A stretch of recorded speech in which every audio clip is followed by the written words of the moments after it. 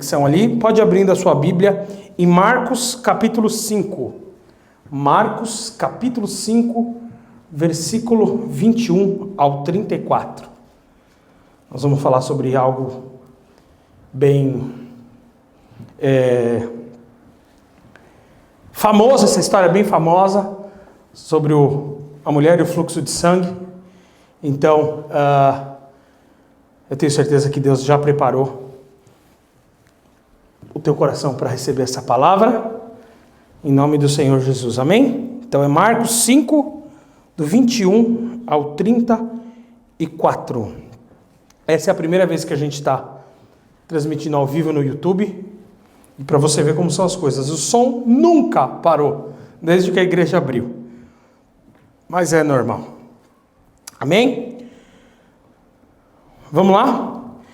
Diz assim: e passando Jesus outra vez no barco para o outro lado, ajuntou-se a ele uma grande multidão, e ele estava junto do mar.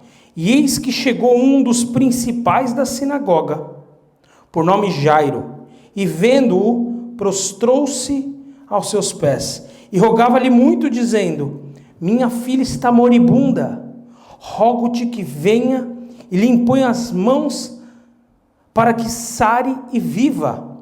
E foi com ele, e seguia-o uma grande multidão que o apertava. Jesus estava sendo apertado enquanto ele ia para a casa de Jairo. E certa mulher que havia 12 anos tinha um fluxo de sangue, e havia padecido muito com médicos, e despedindo tudo quanto tinha, nada lhe aproveitando isso, antes indo a pior, ouviu falar de Jesus. Veio por trás dele, entre a multidão, tocou na sua vestimenta, porque ela dizia: se tão somente eu tocar nas suas vestes, sararei. E logo se lhe secou a fonte do seu sangue, e sentiu no seu corpo estar já curada daquele mal. E logo Jesus, conhecendo que a virtude de si mesmo tinha saído, voltou-se para a multidão e disse: quem tocou em minhas vestes?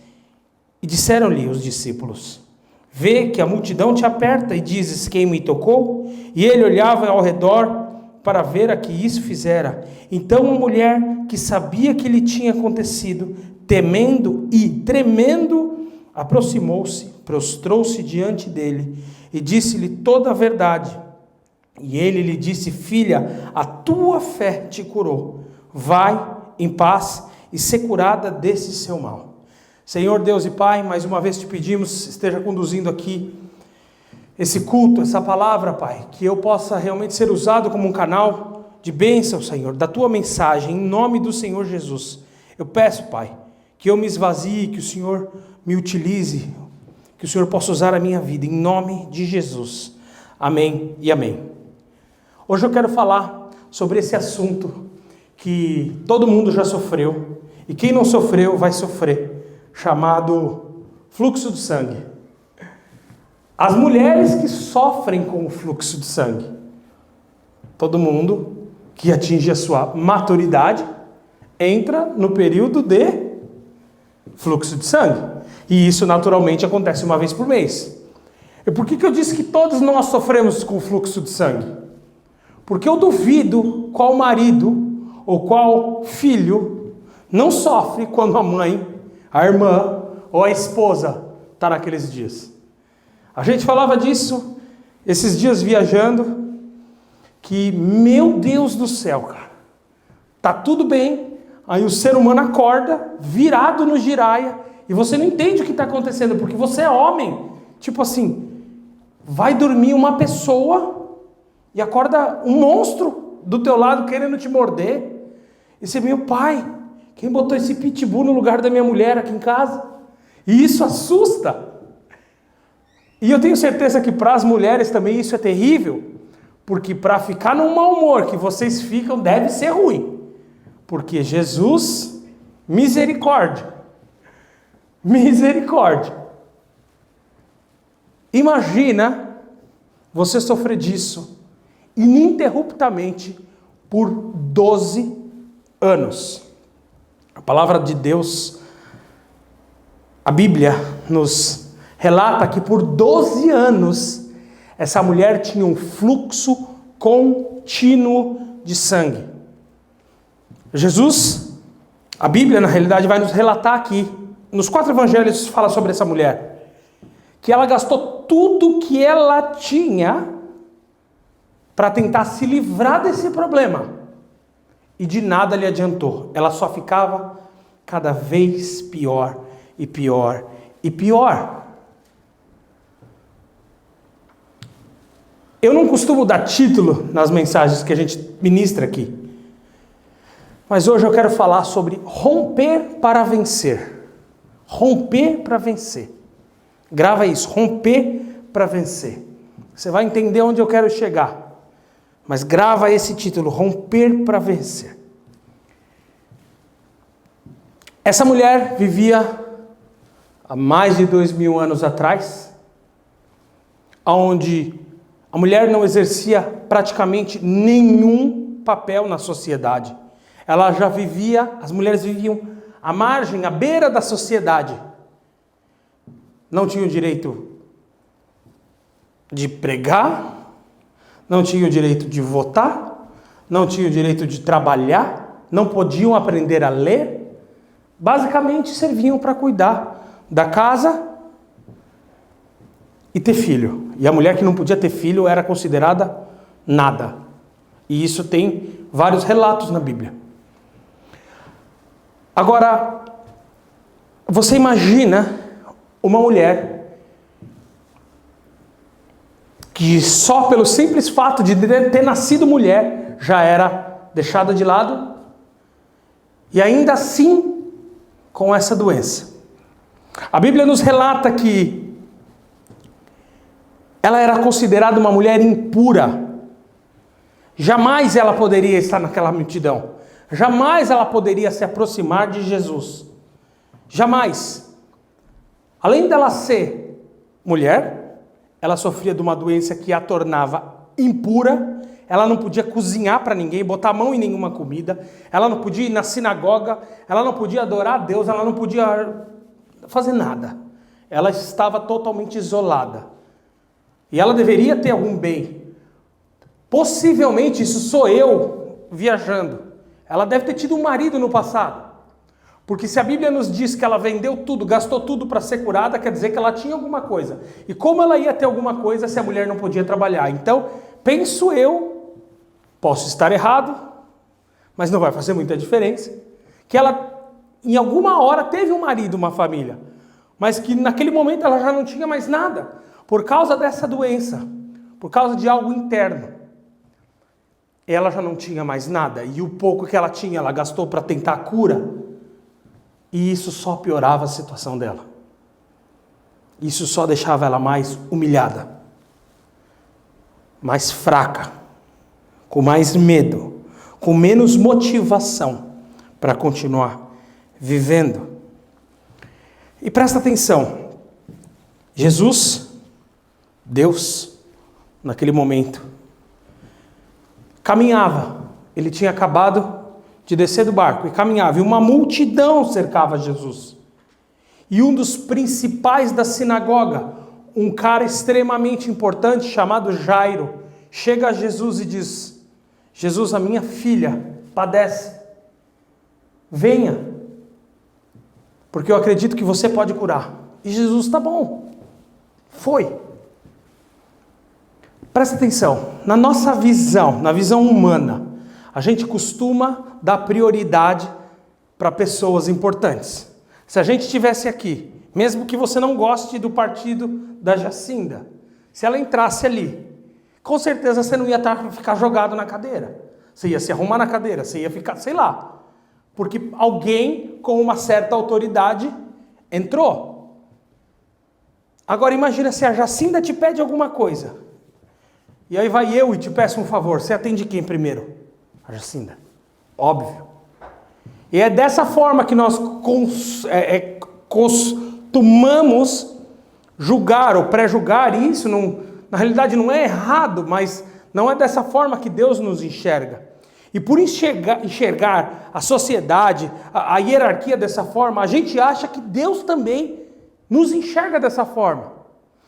E essa palavra é extremamente importante para mostrar para mim e para você que título, poder aquisitivo, conquistas nessa terra não muda de forma alguma a forma que Deus enxerga a mim e a você.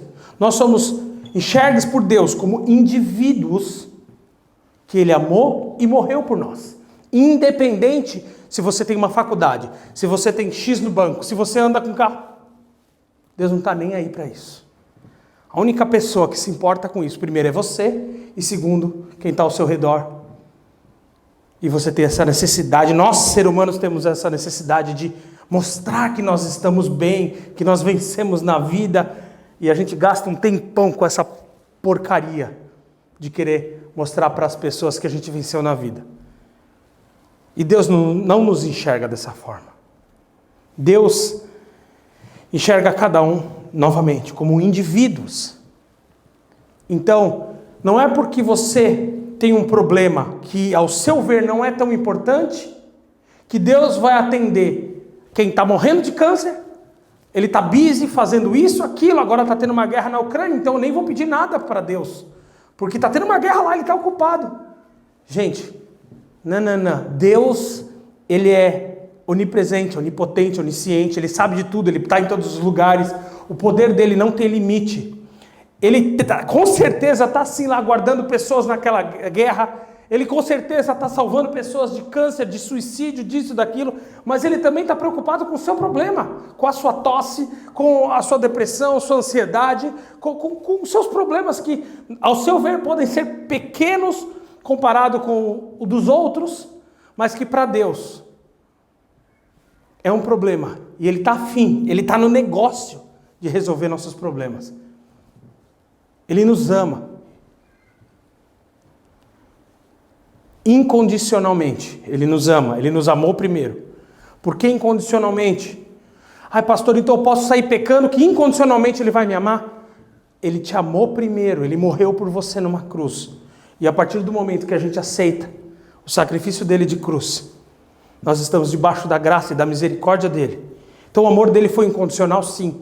Ele morreu por você, por mim, mesmo nós não merecendo, não valendo nada. Mesmo assim, ele fez esse sacrifício.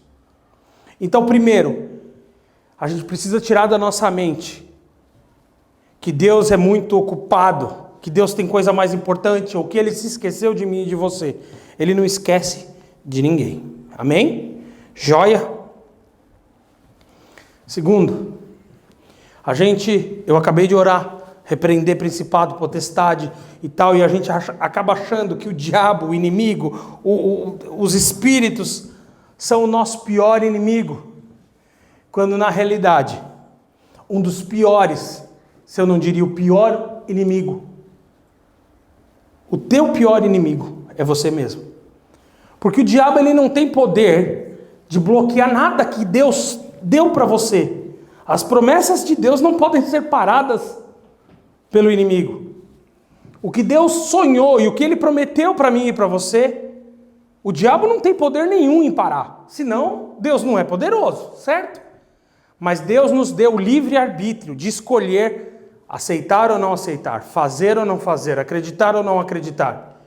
Então, ninguém, mas você é capaz de bloquear o que Deus tem para você. Hoje se fala muito sobre a autossabotagem, e nada mais é do que isso. Você se diminuir a tal forma, de tal tamanho, que você se acha indigno, impuro, e porque eu não mereço, eu não posso, quem sou eu?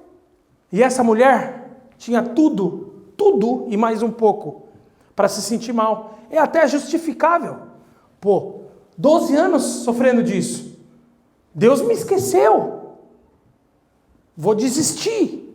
Hoje, por muito menos, eu e você provavelmente desistimos de alguns sonhos que a gente começou, e por a coisa não ter ido da forma que era para ter sido, ou algumas batalhas, a gente desiste no meio do caminho. Vem para a igreja, se compromete, eu vou estar aí, pastor, eu vou te ajudar e tal. Basta uma dor de cabeça, uma visita, já esquece de tudo, já larga a igreja, já deixa de canto e vai deixando.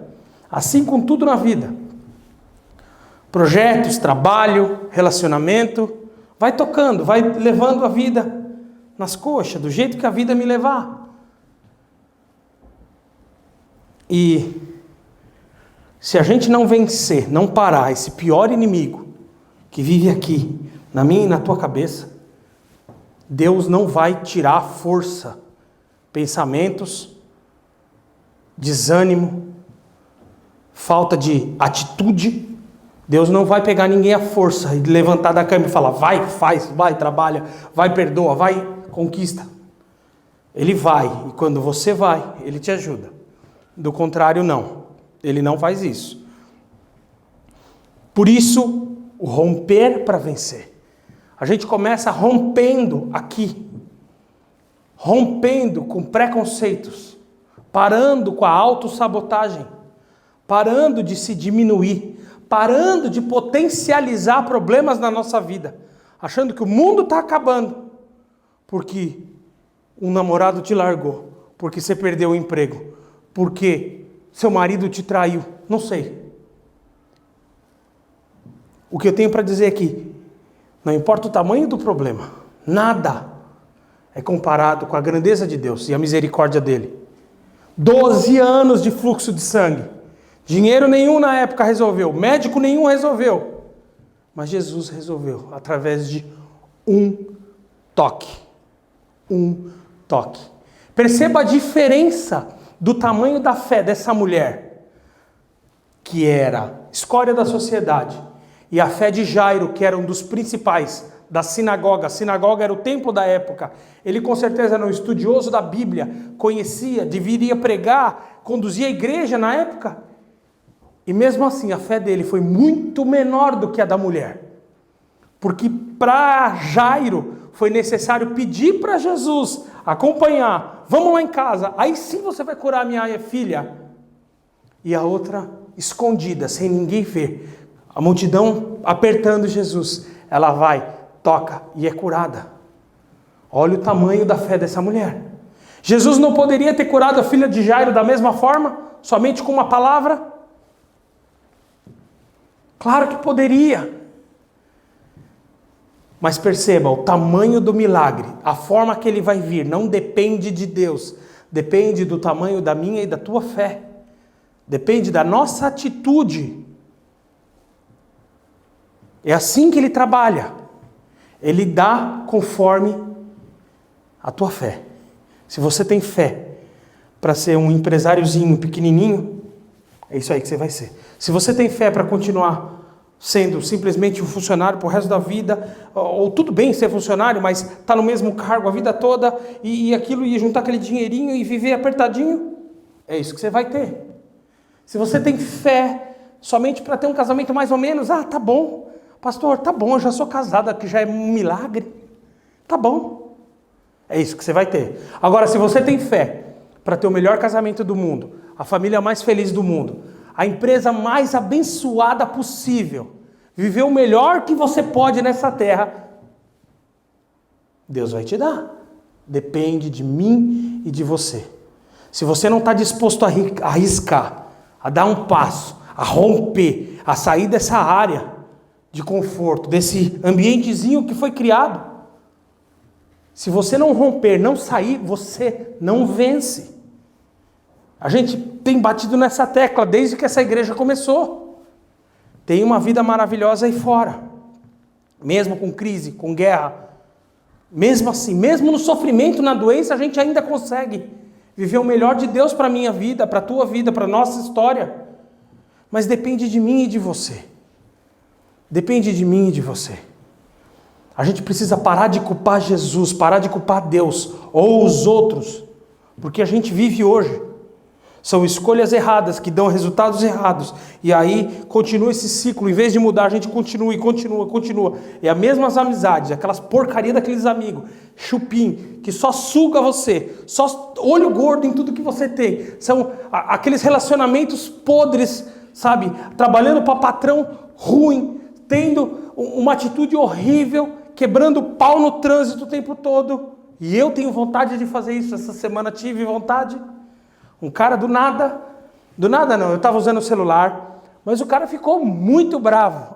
o velho Felipe já queria encostar o carro e descer e sair na porrada.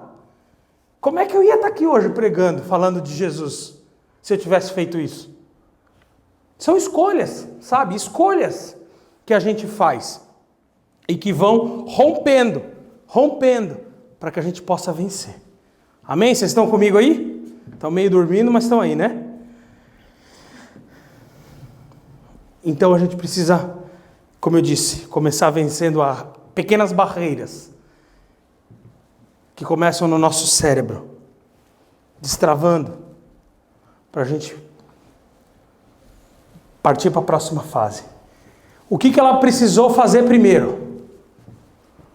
Ter coragem. Porque ela facilmente poderia ser morta fazendo o que ela fez. Ela era impura, ela não podia de jeito nenhum encostar em ninguém. Ela não poderia estar nesse ambiente cheio de gente, porque para a época ela tinha uma doença, ela era impura e isso poderia contaminar. Ela podia ter sido apedrejada, mas ela venceu, ela rompeu e ela foi. Mesmo que escondidinha, mesmo que se arrastando, sabe? Tem vezes que a gente não tem força para andar. Se não dá para andar, engatinha. Se não dá para engatinhar, se arrasta, mas não para. Não dá para parar. Ela não parou. Se essa mulher tivesse desistido e não tivesse ido procurar Jesus, provavelmente não, com certeza a gente não ia estar falando dela aqui, porque ela ia ter morrido, ninguém ia escrever nada sobre ela e a gente não ia saber quem foi. Mas estamos aqui há 2000 anos, um pouquinho mais, depois dela, falando sobre o testemunho de vida e o exemplo que essa mulher foi. Hoje a gente fala muito ouve-se muito falar do feminismo, da mulher empoderada. Mulher empoderada é essa aqui, irmão. Feminista forte é essa aqui. Sabe, o poder da mulher é isso aqui. Hoje é muito fácil a gente querer, sou uma mulher poderosa porque trabalho e ganho dinheiro. Não, isso aqui que é uma mulher poderosa. Enfrenta uma multidão, sabe? Uma vida inteira de sofrimento. 12 anos de TPM. Vocês têm noção do que é isso? Cara, eu acho que queria apedrejar essa mulher se eu conhecesse. Porque imagina 12 anos, o humor que essa mulher não tinha, cara. Imagina acordar e dar bom dia para ela, assim, oi, tudo bom? Imagina o que ela responderia. Deve atacar um tijolo, já como tudo bem, tá 12 anos que o negócio não para. Só que ela venceu, e foi. Gente, aquela época não vou começar a estar ao vivo, né? Aquela época não tinha essas coisas modernas, não, descartáveis, sabe? Tinha que lavar os panos. Cara, imagina a vida dessa mulher. Imagina a vida dessa mulher. Não tinha água encanada, não. Tinha que ir no rio lavar. A vergonha que ela passava, provavelmente ela ia de madrugada lavar roupa, lençol, para que ninguém visse a vergonha ou o que ela estava passando. Tá reclamando do quê? De uma dorzinha, de um negocinho? Imagina 12 anos, cara. Mas ela venceu. Ela não parou. Ela continuou. Venceu o primeiro, obstáculo mental. Segundo, ela venceu uma multidão. A Bíblia diz que a multidão apertava Jesus. Imagina, ele vinha fazendo milagre atrás de milagre, atrás de milagre.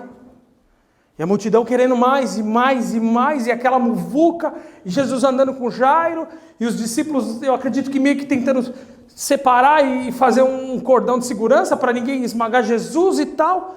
E essa mulher deu um jeito de vencer a multidão. Você acha que no meio do caminho ela não pensou em desistir? Claro que ela pensou em desistir, mas ela continuou. Deve ter ido abaixadinha, caminhando. Deve ter tomado uns cotovelos, umas joelhadas. Mas foi. Porque ela tinha fé, ela sabia que se ela tocasse em Jesus, ela seria curada. Meu Deus, se a gente tivesse uma fé, uma fração da fé que essa mulher teve. Imagina o tanto de coisa que a gente não ia romper na nossa vida, na nossa história. Imagina, desenha aí na tua mente o que era a vida dessa mulher. E ela continuou. E ela não desistiu. E ela rompeu o obstáculo da multidão. E o terceiro ponto, ela foi perseverante. Perseverança. Sabe, eu sofro ainda por frutos da minha falta de perseverança, da minha falta de comprometimento, de começar vários projetos e não continuar com nenhum. Hoje, temos alguns que a gente, graças a Deus, consegue manter firme. E tudo que a gente persiste e continua e vai e não desiste, Deus abençoa. Parece que Deus gosta desse negócio de perseverança, sabe? Ele gosta de ver a gente mesmo na luta, na adversidade, numa crise, a gente ali continua, não desiste. Eu acho que isso é prazeroso para Ele. Ver que Ele não escolheu um bando de fraquinho, de menininha, de molequinho, de bambino, como diz a turma do sul. Mas não, Ele escolheu homens e mulheres perseverantes, fortes, vencedores, que não importa a porrada que a vida traz, a gente continua. Quem já viu aqueles João bobo que tinha nos postos de gasolina? Que é um negócio, tipo um balão inflável, desenho de um cara, de um bonequinho, e acho que ele tem areia, um peso no fundo, você dá um soco nele, ele vai e volta, ele nunca fica deitado. Então a gente precisa entender a teologia do João bobo, que a vida pode vir, derrubar, bater, mas a gente sempre fica em pé, porque nossa vida é baseada na rocha, baseada em Jesus Cristo, e não é doença, não é crise, não é falta de dinheiro, não é problema com o marido, com a esposa, que vai tirar a gente do foco. A gente não pode perder o foco, que é Jesus Cristo. Sabe, a gente às vezes põe foco em um monte de coisa e a gente é committed, sabe, a gente vai, a gente conquista. E aí quando fala das coisas de Deus, a gente é tão superficial. E como eu disse, qualquer coisinha nos tira da presença dEle. A gente precisa mudar isso. E precisamos ter persistência em continuar adorando o nome dEle. Em continuar seguindo em frente. Em continuar buscando. Porque uma hora a cura vem. Hora ou outra, todo sacrifício vai ser pago e vai ter valido a pena. Agora, se você desistir no meio do caminho, você nunca vai chegar no lugar que Deus tem preparado para mim e para você. Quando ela toca nas vestes de Jesus, automaticamente, na mente dela, ela foi curada. A fé dela, com certeza, ela não tinha como saber, com certeza absoluta, que ela foi curada, mas a fé dela era tão grande que ao tocar Jesus, ela já se imaginou curada. E de fato ela não foi curada. Saiu virtude de Jesus, mas ela não foi curada, porque no final, olha o que Jesus disse. Jesus não fala, eu te salvei. Olha o que ele disse. Filha, a tua fé te curou. Vai em paz. Quem curou? Foi Deus ou foi a fé? Os dois. Mas sem fé, ela jamais seria curada. Sem fé, essa mulher teria sofrido, com certeza ela morreu, todo mundo vai morrer, mas teria tido uma passagem nessa terra miserável, sofrida. Então a palavra que a gente tem aqui para você nessa noite é perseverança, rompe. Eu não sei qual é a crise que você tem vivido. Sabe, a gente sempre vive numa montanha russa. Às vezes está bem financeiramente, mas espiritualmente está mal. Está bem espiritualmente, mas está brigando com o marido, está ruim no trabalho. Às vezes está tudo bem, mas a saúde não está legal. Eu sei que todos nós temos o nosso fluxo de sangue. Todos nós sofremos de alguma forma. E temos as nossas crises, os nossos problemas. Mas a gente precisa romper com essas coisas da nossa mente. Romper em fé. Para que a nossa cura, as nossas promessas, o que Deus tem para a gente, possa chegar. Às vezes parece que não vai ter um amanhecer, não, parece que a noite vai durar para sempre, parece que essa crise se perdura por tanto tempo. O povo de Israel saiu do Egito para em 40 dias chegar na terra prometida, mas por desobediência, falta de fé e ignorância, eles ficaram 40 anos dando volta no deserto e nem um deles entrou na terra prometida. Será que foi vontade de Deus tirar o povo dele da escravidão para que morressem no deserto? Nunca. Como não é a vontade dele que você tenha vindo para esse mundo para se lascar, para viver aqui 60, 70, 80, 100 anos, se lascando do começo ao fim. Sabe, tem pessoas que se perguntam, meu Deus, eu vim nessa terra só para sofrer. Não. Rompe em fé. Para de botar a culpa, para de se apoiar em coisas que fizeram para você ou do teu passado. Rompa em fé. Sabe, entra no meio dessa multidão. Como eu disse, não importa se vai andando, engateando, se arrastando, mas caminha até Jesus, que a tua cura está pronta e a tua fé pode te curar. Amém? Fique em pé no teu lugar.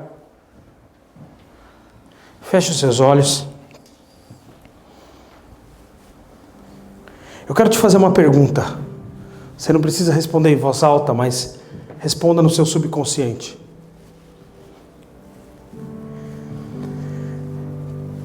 Procura aí qual que é o teu fluxo de sangue. Qual que é o problema que você tem sofrido? Qual que é a tua crise? Aonde você precisa romper? O que você precisa crossover? O que você precisa passar? O que você precisa realmente romper? Romper é a palavra. É uma amargura? É uma mágoa? É um abandono? É uma autoestima baixa? Qual que é o teu fluxo de sangue? E até quando você está disposto a viver com ele? Porque a real é que você escolhe quando isso vai parar. Mas pastor, a culpa não é minha, né? Ninguém está dizendo que a culpa é sua. Mas a tua fé pode te curar. É a tua fé que determina quando é que você vai botar um ponto final nessa história. Quando é que você vai dar um basta, dizer chega para esse vício que você tem, para essa autoestima terrível, para essa falta de comprometimento com Deus e com as coisas dele. É você que vai dar um basta. É você que vai ter que romper. É você que vai ter que deletar, virar a chave da tua mente, atravessar a multidão e tocar nas vestes de Jesus. Toque em Cristo. Essa noite Ele te convida para que você toque nele e fique livre para sempre. Livre para sempre. Senhor, meu Deus e meu Pai, a tua igreja se reúne aqui em teu nome, Jesus. E assim como aquela mulher sofria, todos nós aqui temos os nossos problemas, as nossas crises, Pai. E muitas vezes por falta de fé, a gente não consegue romper, deixar para trás. Mas essa noite, nós queremos, Pai, declarar que toda a crise, todo o fluxo de sangue, todos os problemas que vêm se renovando na nossa vida, parece que são pets, sabe, bichinhos de estimação, que por mais que a gente tente se livrar, a gente acaba se acostumando com ele, e a gente alimenta esse problema dia após dia, e isso acaba se tornando parte da nossa vida, da nossa essência, da nossa história, E a verdade é que nós não queremos mais, Jesus, sofrer com essas coisas. Nós queremos romper, Pai, queremos deixar para trás e queremos viver um novo que só o Senhor tem para a nossa vida, Pai. Nós tocamos nas tuas vestes nessa noite. Tocamos nas tuas vestes, Pai, e podemos sentir a virtude saindo de ti, do teu coração, da tua túnica, da tua roupa.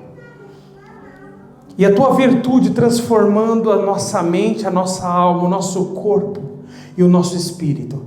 Espírito Santo de Deus, flua através da nossa vida nessa noite, Pai. Cura, transforma, vivifica. Em nome do Senhor Jesus. Em nome do Senhor Jesus. Queremos sair daqui nessa noite, Pai, curados. Assim como o Senhor disse para aquela mulher: filha, a tua fé te salvou, vá em paz e ser curada deste mal. Nós queremos sair daqui, curados, livres, pronto para viver o sobrenatural, o extraordinário que o Senhor tem preparado. Que o Senhor tem preparado para nós, Pai. Oh, Jesus. Abençoa a tua igreja, Pai. Abençoa a tua igreja, Pai. Mais uma vez eu te peço para os que estão doentes, com gripe, com Covid, com doenças crônicas, dores, nos cure, Jesus. Dor nas costas, dor de cabeça, ventres fechados, que o Senhor possa abrir nessa noite, em nome do Senhor Jesus. Vícios, fiquem para trás, correntes quebradas nessa noite, âncoras deixadas para trás. Leva-nos ao mar. Calmaria, águas tranquilas, Pai. Dê um descanso, um refrigério para a nossa alma, Pai. Em nome do Senhor Jesus, Espírito Santo de Deus, se mova nessa igreja nessa noite, Pai. Desenterre, Jesus, tudo que está enterrado em nossa alma. Tira da nossa mente toda a ignorância, a falta de vontade de aprender, a falta de vontade de romper, a mesmice, a área de conforto. Rompa em nossas vidas, Pai, em nome do Senhor Jesus. Em nome do Senhor Jesus. Estenda as tuas mãos para frente. Senhor Deus e Pai, em nome do Senhor Jesus, Pai, leva o teu povo em segurança para as casas. Continua, Senhor, trabalhando em nossas vidas durante o fim de semana. Não somente os homens que vão estar nesse retiro, mas que as famílias, as esposas, as crianças fiquem seguras em casa, Pai. Senhor, nós queremos te agradecer porque nós vivemos num local que ainda não tem guerra, mas queremos, Pai, nos compadecer daqueles que essa noite, nesse momento, estão perdendo pai, mães que perdem seus filhos para bombardeio, para míssil, para guerra. Consola, Jesus, consola, Pai, esse povo na Europa, Jesus. Eu sei que tudo isso precisa acontecer para que a sua palavra se cumpra, mas o Senhor disse que iria embora e deixaria o teu Consolador aqui.